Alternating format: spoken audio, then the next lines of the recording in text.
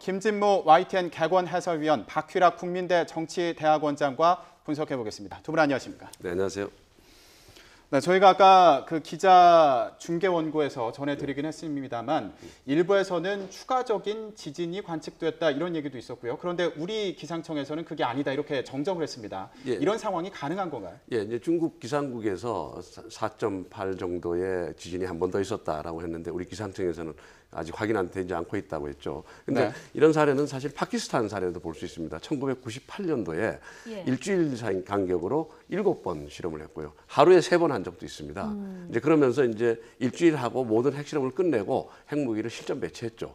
근데 북한도 저는 요번에 북한이 만약에 핵실험을 한다면은 몇 번을 한꺼번에 할 것이다라고 분석을 한 적이 있는데요. 네. 왜 그러냐면은 일단 북한의 궁극적인 목적은 수소폭탄까지 가는 거거든요. 그럼 수소폭탄 시험을 해야 되고 그다음에 기존에 이제 개발하고 있는 원자폭탄, 분열 핵폭탄을 보다 정교화하고 보다 고도화하기 위해서 추가적인 핵실험이 필요하다고 생각했어요. 네. 근데 이것이 아마 그 나눠가지고 하면은 또다시 국제사회를 여러 번 놀라게 해야 되니까 아마 한 번에 몰아서 하지 않겠나 아마 그렇게 한번 생각을 해봤었습니다. 예, 가능성은 충분히 있다고 봅니다.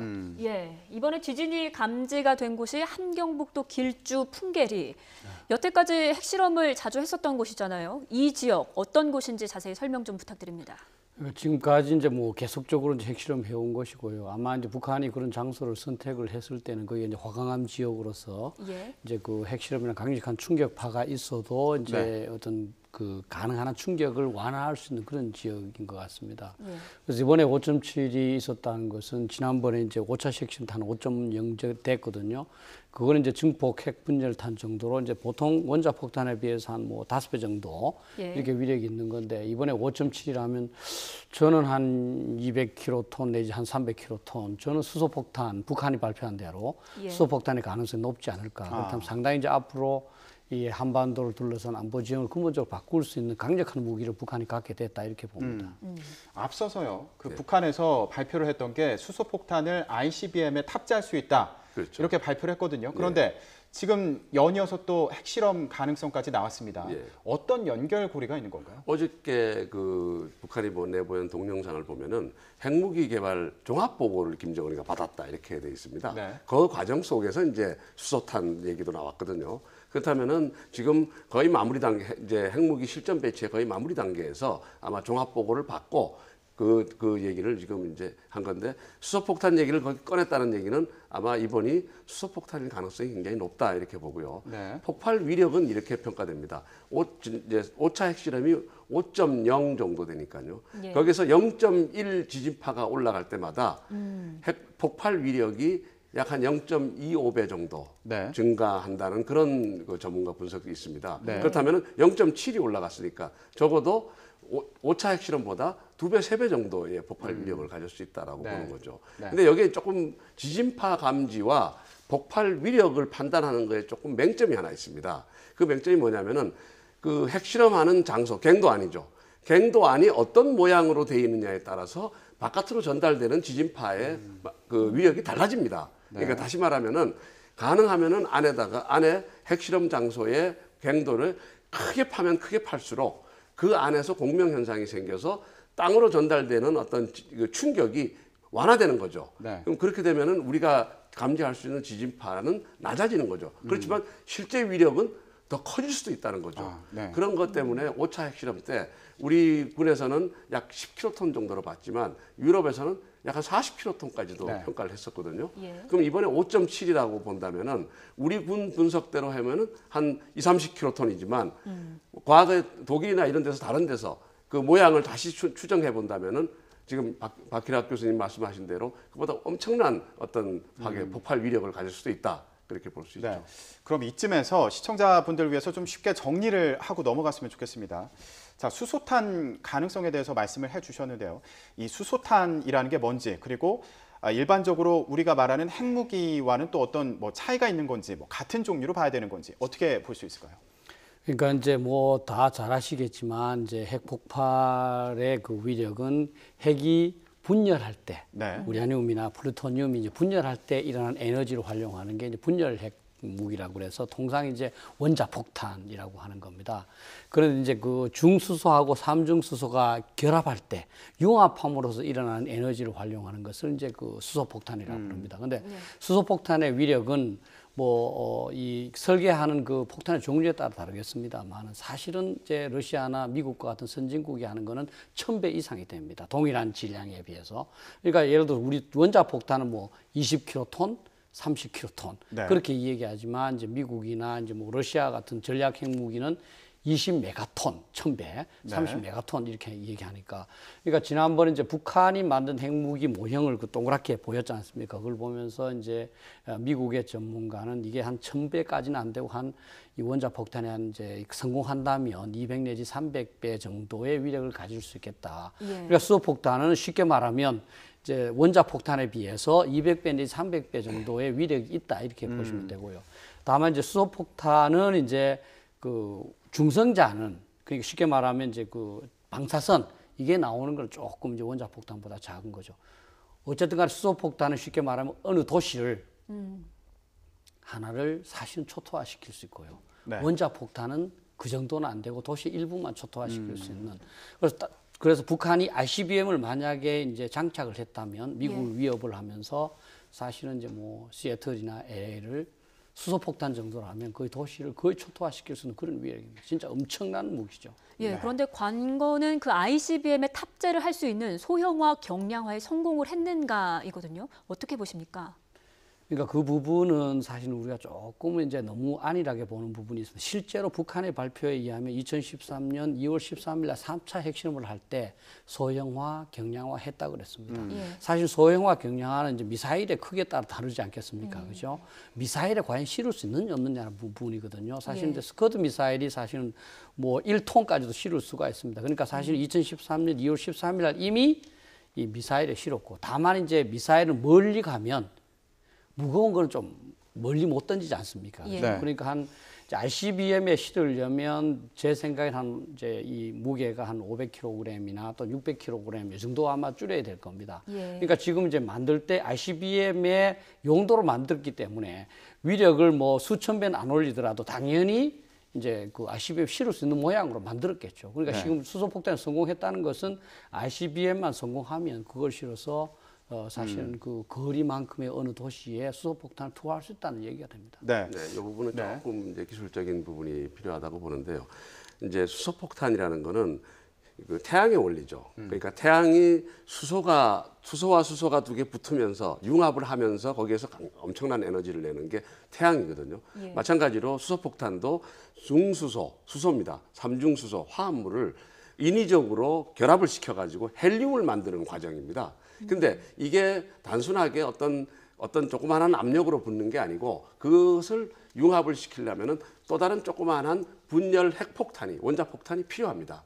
그럼 조그마한 원자폭탄이 필요하다는 얘기죠. 그 원자폭탄이 먼저 폭발을 하고 그 폭발된 고온과 고압에 의해서 수소가 결합을 하게 되는 거거든요. 네. 그러니까 이것이 소형화 문제하고 지금 관련지어가지고 말씀드리는 건데 사실 그 ICBM급에 장착을 하려면은 탄두가 약 한 500kg 정도로 소형화돼야 됩니다. 네. 근데 지금 북한이 갖고 있는 원자폭탄 그 자체가 500kg 정도로 작년에 보여줬거든요. 근데 거기에 부가적으로 이제 수소폭탄을 만들기 위한 또 다른 장치가 필요하다는 거죠. 그렇다면은 그 원자폭탄과 수소폭탄 폭발 장치가 합쳐졌을 때 과연 500kg 정도로 소형화했겠느냐라는 의문이 들긴 하죠. 근데 어저께 김정은이가 얘기를 했으니까 네. 그동안에 북한이 김정은 입을 통해서 얘기한 거는 거의 다 사실로 판명이 났거든요. 그렇기 때문에 우리가 그것이 아니다라고 얘기할 수 있는 증거가 없다는 겁니다. 사실 좀 의문이 가긴 하죠, 사실은. 네, 그렇게. 그러면 지금 말씀을 종합을 좀 해보면 이전에 북한에서 얘기했던 게 수소폭탄을 ICBM에 장착할 수 있게 소형화했다 이렇게 얘기를 했고요.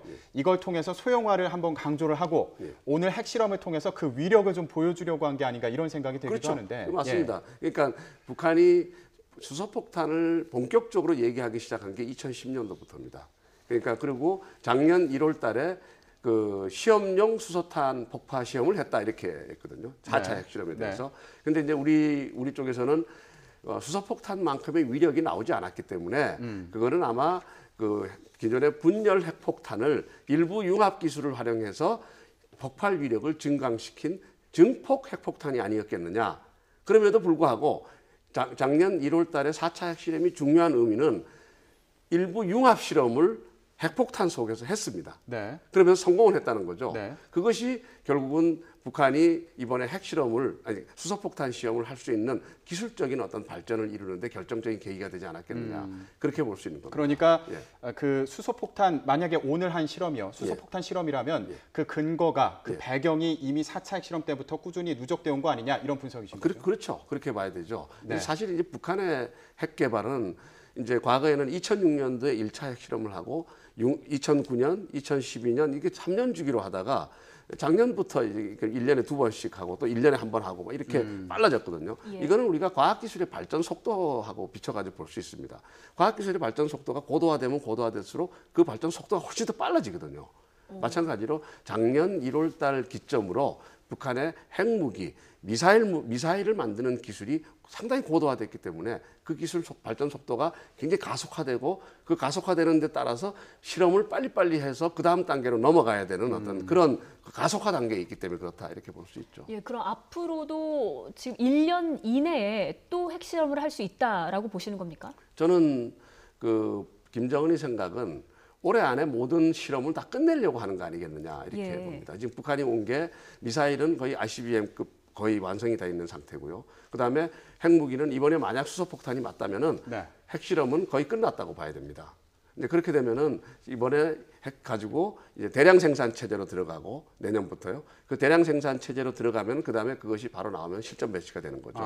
그러니까 네. 지금 국제사회가 지금 강력하게 압박하고 있고 김정은 참수작전까지를 얘기하고 있는 상황에서 지금 김정은 입장에서는 빨리 이런 실험, 일종의 우리로 봐서는 도발이죠. 네. 핵 도발을 빨리 끝내는 것이 김정은 안전에 도움이 될 수 있다 이렇게 봅니다. 네, 원장님.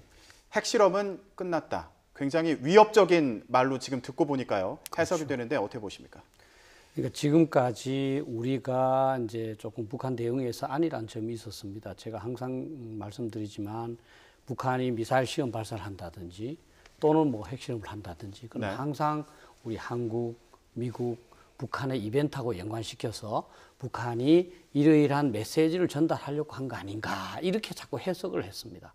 사실 북한은 핵무기를 개발하려는 것이 아니고 우리 한국이나 미국에 대해서 이런 어떤 의도를 전달하려고 한다 이렇게 얘기했습니다. 아까 사실 아나운서께서도 보여주기 위한 거다 이렇게 말씀하셨잖아요. 그런데 실제는 그렇지 않습니다. 지금까지 보면 북한은 자기 나름대로의 이제 이 수소폭탄을 갖고 이 수소폭탄을 이제 한국은 당연히 공격할 수 있는 거니까 네. 미국까지 공격을 해서 너가 한국으로부터 손을 떼지 않으면 너 미국 도시를 공격을 하겠다. 그러니까 주한미군 철수하고 한미동맹 파기해라. 그럼 한국은 우리가 지금 6.25 때 못한 그거를 내가 완수하겠다. 이런 메시지를 주기 위한 거거든요. 근데 우리는 계속 그걸 어떤 그 정치적인 어떤 이 전달을 하는 걸로 파악을 했습니다. 근데 북한은 지금까지 보면 미사일 능력을 계속 향상시켜서 ICBM까지 능력까지 추구해 왔고요. 핵실험도 계속 해왔습니다. 그럼 지금 이제 지난해 1월 6일 날 이제 증폭 핵분열탄, 네. 원자 폭탄, 수소폭탄 쌓인 그걸 완성을 했거든요.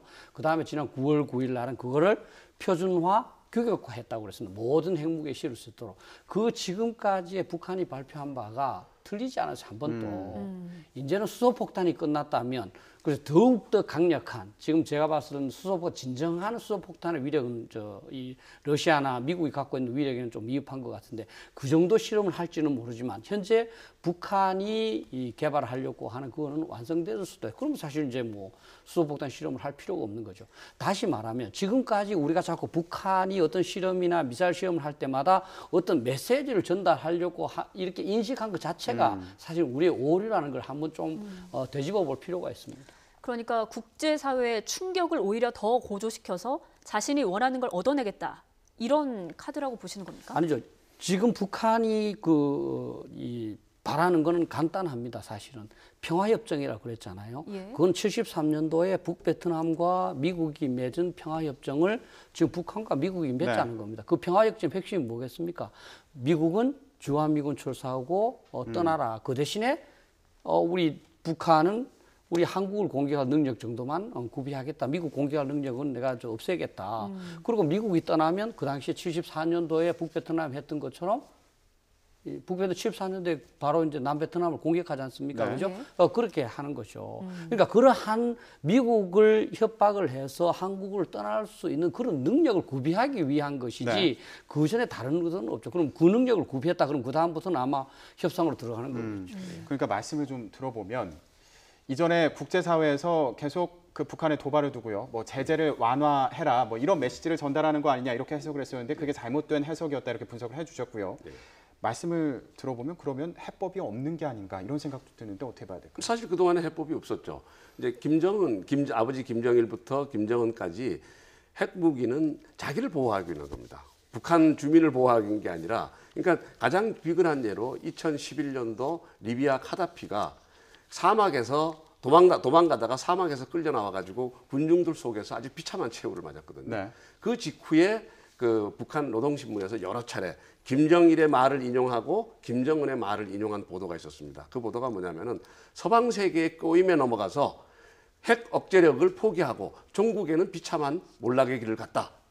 그러니까 그 얘기는 뭐냐면은 나는 내가 핵무기를 가져야만 내가 살 수 있다. 이게 첫 번째거든요. 네. 그러면 그 김정은과 김정일을 위협하는 세력이 뭐냐 이겁니다. 예. 우선 북한이 계속 주장하는 것처럼 미국이 자기 목숨을 뺏어갈지도 모른다는 어떤 피해망상에 사로잡혀 있고, 두 번째는 남한으로부터 흡수통일당해서 결국은 자기 정권이 몰락할 수 있다는 어떤 피해망상에 있는 거죠. 네. 그러면 핵무기는 1차적으로는 미국의 공격으로부터 자기를 방어하고, 두 번째는 남한을 적화통일하는 수단으로 삼아서 남한이 자기를 흡수통일해서 자기가 몰락되는 것을 막는 공세적 방안을 위해서 핵무기가 필요한 겁니다. 네. 그러니까 이 핵무기는 아버지 김정일이 절대적인 유언으로 남겼고, 그리고 2012년 말부터 지속적으로 지금 엄청나게 가속화시키고 있는 게 핵개발 아니겠습니까? 네. 예. 근데 그게 빨리 핵무기를 갖겠다. 이게 지금 김정은의 생각이다. 그러니까 해법이 없다. 이렇게 볼 수 있죠. 예, 네. 그렇다면 우리로서는 어떻게 대응을 하는 게 최선이겠습니까? 사실 이 문제에, 그러니까 북한이 만약에 핵개발을 끝냈다. 그러니까 이제 핵개발을 끝냈다라는 건 실전 배치 들어가는 거죠. 예. 그러면 더 이상 핵실험도 안 하고, 그다음에 이제 미사일도 안 쏠 거고, 왜냐하면 쏠 네. 이유가 없죠. 이제 그 대상 생산해가지고 이제 실전 배치하면 끝나는 거니까요. 이제 이 단계가 되면은 결국은 북한은 나를 핵보유국으로 인정해달라고 요구를 할 겁니다. 네. 자, 이게 여기서 지금 거의 마지막 단계에 와 있다고 보는데, 그동안에 사실은 북한의 핵 도발, 핵 실험이나 미사일 발사를 막을 방법이 없었습니다.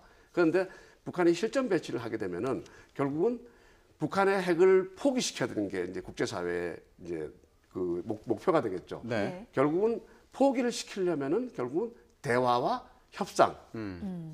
이 필요한 거죠. 근데 문제는 북한이 핵을 포기하는 협상에 나오게 하기 위해서는 제재라는 수단이 필요한 겁니다. 네. 예. 그러니까 그래서 트럼프 대통령도 지금은 대화할 때가 아니고 제재를 해서 압박을 해서 핵을 다 개발했더라도 네가 핵을 포기하는 회담에 나와서 나하고 대화하자. 네. 그러기 위해서는 난 너를 계속해서 압박해야 되겠다. 이제 그런 게 지금 국제사회의 기조가 돼 있다고 봐야 되겠죠. 네. 그러면 이런 단계까지 가기 전에요. 기술적으로 봤을 때 시간적 여유가 어느 정도 있는지 분석을 해볼 수 있을까요? 우선 김 의원님과 조금 이제 뭐 거의 같은 방향이지만 주 목적에서 조금 저하고 좀 차이가 있는 것 같아요. 뭐냐하면 북한이 이제 우리 내부에서는 대부분 체제 유지를 위해서 미국과 협상해서 유리한 위치를 점유하기 위해서 내부 결속을 위해서 핵무기를 개발한다. 이렇게 전부 인정을 해왔습니다. 예. 근데 저는 그게 아니라는 거죠. 사실 이제 이 전 한반도 공산화를 위한 수단으로 했다는 거죠. 그거는 사실은 이제 북한 핵무기 개발을 하기 시작한 것이 6.25 전쟁 직후입니다. 그때부터 네. 과학자를 보내기 시작했고, 그 60년대 소련으로부터 그 당시에 소련으로부터 실험용 원자로 받았고, 80년대에 이제 영변 핵발전소를 완성을 하고요. 네. 지금 그동안의 기술 축적을 위해서 김정은 시대에 굉장히 빨라진 것밖에 없습니다. 그러면 우리는 지금 자꾸 이제 우리하고 우리 안보와 상관없는 식으로 북한이 수세적이니 우리 상관없지 않습니까? 그래 보면 안 된다. 이제 북한은 결국은 예를 들어서 지난번에 이제 연평도에서 상륙작전 훈련을 이제 그 감독하면서 김정은이가 서울을 바로 단숨에 그저 걸터앉고 점령하고 남반부를 평정하라 그랬지 않습니까? 네. 그 자체가 그 자기들 힘이 있으면 남반부를 이제 적화 통일을 하겠다는 거거든요. 그러한 그걸 가장 먼저 이제 해야 된다. 그걸 인식하지 않고 우리가 남의 일처럼 하면은 그건 뭐 대비가 안 되는 거죠. 그렇기 때문에 사실은 우리가 그렇게 인정하지 않지만 지금 NSC가 열리고 국민들이 모두 걱정하는 게 우리 한국에 대해서 핵무기를 사용하거나 핵무기 사용을 위협할 수 있다고 보기 때문에 그렇지 않겠습니까? 예. 그죠? 그럼 저는 그거를 가장 인식하는 것이 가장 중요하다. 네. 그리고 지금 이제 뭐 북한이 뭐 이런 상황에서 그러면 더욱더 이제 그 위급한 상황이 될 때까지 어떻게 방법이 있느냐 이런 질문이셨지 않습니까? 네. 사실은 우리가 한번 생각해 봐야 될 게 방법이 있냐 없냐를 떠나서 한번 이스라엘과 미국의 사례를 한번 되짚어 볼 필요가 있습니다. 1981년도에 이스라엘은 오시라크의 이 이라크 발전소를 파괴해 버렸습니다. 네. 2007년도에 시리아 것도 파괴해 버렸습니다. 왜냐하면 이스라엘 입장에서는 저 사람들이 핵 발전소를 만들면 결국은 궁극적으로 핵무기 개발로 간다고 보는 거거든요. 그래서 그 싹을 자르자. 국제사회에서 많이 비난을 했습니다만 그랬습니다. 또 2003년도에 보시면 미국은 이라크가 핵무기를 개발했을 가능성이 있다. 공격을 했습니다. 이라크를. 아무 유엔 국제사회의 지지를 안 받은 상태에서. 그만큼 핵무기를 개발하면 대처하기 어렵기 때문에 미리 조치를 한 겁니다. 근데 우리는 94년도에 보면 영변 핵발전소를 미국이 공격해서 없애자 했을 때 우리는 전쟁 난다고 그랬습니다. 자, 그러면 핵심은 이겁니다. 지금 어떤 그 위기 또는 뭐 어떤 좀 피해 이거를 감수하고 나중에 일어날 큰 위험을 예방할 것이냐 아니면 지금 어떤 편안하면서 그 위협이 점점 크는 것을 아무런 조치도 하지 않은 채 방관할 것이냐 이 선택입니다. 네. 지금 만약에 예를 들어서 우리 국민들께서 지금 앞으로 북한이 수소탄의 위력을 더욱더 증대시키고 우리를 위협하는 그런 상황을 예를 들어서 우리는 좌시할 수 없다. 그럼 지금 우리가 해야 될 행동은 뭘까? 옵션이 뭘까? 고민을 해야 됩니다. 그런데 지금 계속적으로 우리는 지켜보면서 나중에 외교적인 또는 경제적인 쪽으로 하자. 이거는 사실은 이제 계속적으로 지금까지 우리가 계속적으로 그래해서 북한의 이 핵무기 개발에 시간을 부여했듯이 그런 결과밖에 없다 하는 겁니다. 그래서 저는 우리 국민들과 우리 정치 지도자들께 현 상황을 있는 그대로만 볼 것이냐 아니면 미래에 있을 그런 위협한 상황을 볼 것이냐에 따라서 대응 방법이 달라진다고 봅니다. 네. 지금 방금 들어온 소식을 보면 우리 시간으로요. 오후 3시 반에 조선중앙TV에서 중대 발표를 한다. 그러니까 북한 시간으로는 오후 3시고요. 우리 시간으로 오후 3시 반입니다. 중대 보도를 한다. 이런 내용이 전해졌습니다. 아무래도 오늘 핵실험으로 추정되는 이 지진파와 관련된 내용이겠죠. 그렇겠죠. 아무래도 지금 뭐 어저께 이제 북한이 이제 뭐 TV에 나와서 김정은이가 종합 보고를 받았고 그 받으면서 수소폭탄 얘기도 했고 이제 뭐 핵무기를 이제 펑펑 만들어 가지고 뭐 이제 하겠다 이제 그렇게 발표를 했으니까 아마 이번 핵실험에 대해서 아마 정확하게 설명을 할 거라고 봅니다. 그러니까 수소폭탄 얘기를 할 가능성이 저는 높다 이렇게 보고 있습니다. 그럼 여기서 좀 북한의 무기와 관련해서 한번 짚어봤으면 좋겠는데 저희가 아까 핵탄두의 소형화 가능성에 대해서는 얘기를 좀 하지 않았습니까? 그러면 그 탄두를 ICBM에 쏴서 발사를 했을 때 이게 기술적으로요. 지금 어느 정도 상황이다 분석할 수 있을까요? 그렇죠. 지금 사실은 그 작년 1월 달에 그 우리가 4차 핵실험을 증폭 핵폭탄 실험이다 이렇게 봤거든요. 그 증폭 기술을 이제 기술적으로 설명하면 굉장히 복잡하지만 재래식 원자력 폭탄보다 이제 그 융합 기술을 활용하면서 소형화를 하는데 아주 결정적인 기술적인 요소입니다. 그래서 4차 핵실험을 끝나고 4월 달에 김정은이 조그마한 폭탄을 들고 나와서 텔레비에서 보여줬죠. 이제 그게 전문가들은 한 500kg, 600kg 정도 되겠다. 그러니까 북한이 갖고 있는 미사일에 대부분 다 장착할 수 있겠다 이렇게 판단을 했었죠. 그러니까 소형화 기술은 북한이 그러니까 그 기폭 체계 폭파 시험을 꽤 오랫동안 했기 때문에 폭발 장치죠. 소형화 기술은 상당한 기술이 돼 있는 걸로 그렇게 저희들이 평가를 하고 있습니다. 그러니까 소형화 기술은 크게 소형화만 있는 게 아니라 경량화도 있거든요. 무게니까 작아져야 되고 가벼워져야 되는 겁니다. 그래야지 이제 미사일을 장착할 수 있거든요. 그럼 가벼워진다는 거는 여러 가지 재질 문제, 그 다음에 내부에 들어가는 화약이라든가 이런 장약들의 어떤 양을 줄이는 문제, 여러 가지 복잡한 문제가 있는데 북한이 소형화 기술은 거의 완성하지 않았겠느냐. 그런 기술이 아마 이번 수소폭탄 만드는데도 충분히 적용되지 않았겠느냐 그렇게 판단할 수가 있죠. 예. 그리고 잠시 뒤 오후 3시 반에 북한 조선중앙TV가 공식 입장을 발표하겠다라고 했는데 오늘 오후 12시 반에 지진파가 감지가 됐으니까 3시간 만에 공식 입장을 발표하는 것이거든요. 굉장히 빨리 발표하는 것 아닙니까? 어떻게 보십니까? 예, 그러니까 이제 북한의 의도는 명확합니다. 사실 이제 내가 미국의 본토 도시를 공격할 수 있고 그 도시를 간단하게 공격하는 것이 아니라 초토화시킬 수 있는 그런 능력을 구비하게 됐다. 그러니까 이제는 주한미군 철수하고 우리 한반도 문제는 우리가 결정하도록 해라 하는 이 메시지입니다. 그렇기 때문에 지금까지 북한은 한 번도 뭐 그 어떤 내용을 속이거나 그런 것처럼 그대로 매우 구체적인 사항까지 얘기했습니다. 그건 왜냐하면 이 세계에서 미국이라는 나라와 핵전쟁이든 뭐든 전쟁을 하려고 하는 나라가 누가 있겠습니까? 그죠?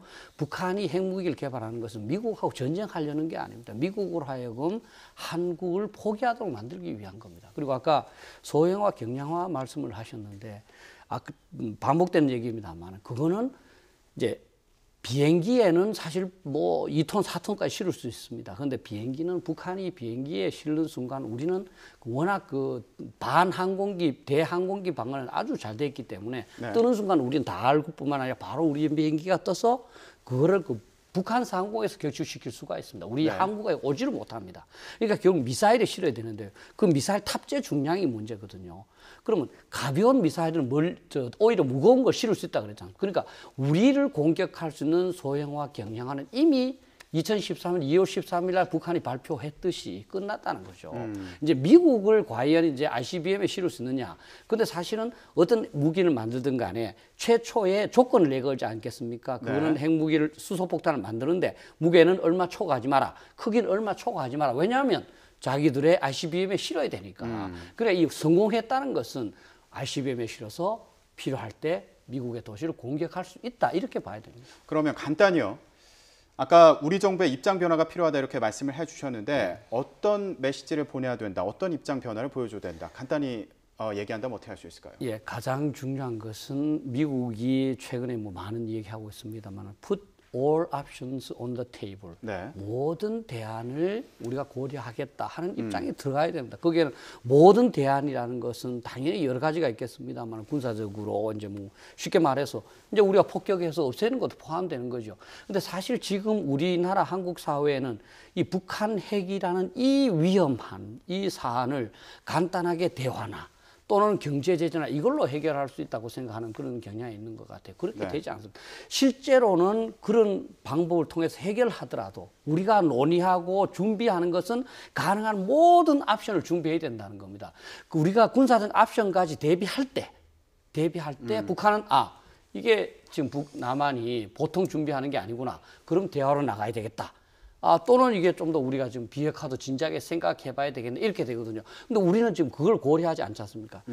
예를 들면 이제 얼마 전에 우리 이제 뭐 국방장관께서도 우리 이 한국 내에 여론을 전달하는 식으로 전술 핵무기 배치에 대한 우리 국내의 요구도 있습니다. 그렇게 얘기했습니다. 사실 그것도 굉장히 심각하게 토론을 해요. 왜냐하면 네. 북한이 이렇게 애써 노력을 하지만 우리가 전술 핵무기만 갖다 놓으면 우리는 비행기로 딱 싣고 오면 간단하게 해결할 수 있는 부분입니다. 이런 점에서 저는 모든 대안을 진짜 심층 깊게 논의할 때가 됐다 이렇게 봅니다. 네, 예. 알겠습니다.